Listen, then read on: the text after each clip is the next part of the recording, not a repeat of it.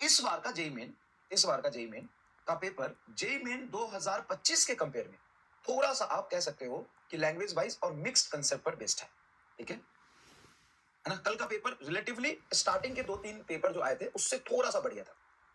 ठीक है, और केमिस्ट्री पहले टफ आया था, तो केमिस्ट्री इस बार थोड़ा सा इजी रहे।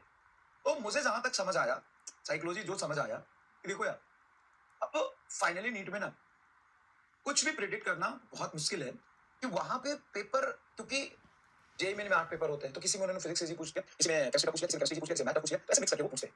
अब आप जैसे ही नीट का पेपर देखो तो नीट का तो एक ही पेपर होता है। अब एक पेपर में अगर इस वक्त फिजिक्स टफ आ जाए या केमिस्ट्री टफ आ जाए, बायो स्टेटमेंट बायो लेंदी आ जाए, नो वन कैन प्रेडिक्ट। तो आपको अनप्रेडिक्टेबल पेपर देख के बहुत अच्छे से रेडी रहना है। ऐसा भी हो सकता है फिजिक्स बहुत इजी आ जाए, केमिस्ट्री मोड़े आ जाए, बायो टफ आ जाए, बायो में खूब सारे सवाल घुमा देगा। बायो करने चले जाओगे, सबसे पहले बायो करते हो तो वहां पे हो सकता है ज्यादा टाइम लग जाए। अब फिजिक्स इजी होते हुए भी आप उतना टाइम ना दे पाओ।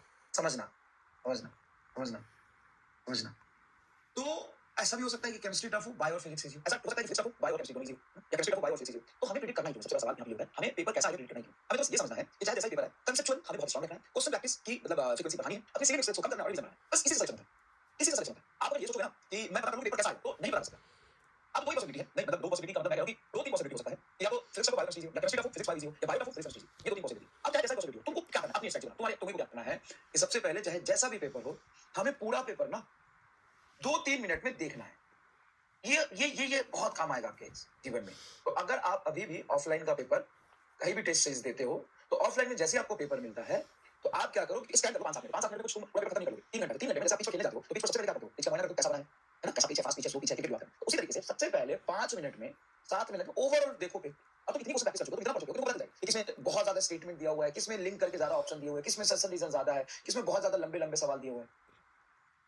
अब यहाँ से तुमको आइडिया लग जाएगा थोड़ा सा कि कौन सा पेपर ज्यादा, मतलब कौन सा सेक्शन टफ है, कौन सा इजी। पहले ये आना, पहले आना 5 मिनट के अंदर 7 मिनट के अंदर पूरा पेपर देख लिया। जब पूरा पेपर देख लिया, चलो वैसे पूरा पेपर देख लिया। अब तुमको डिसाइड करो कि तुमको पहले से कौन सा पेपर इजी लग रहा है, उसे करो आराम से, कोई दिक्कत नहीं है।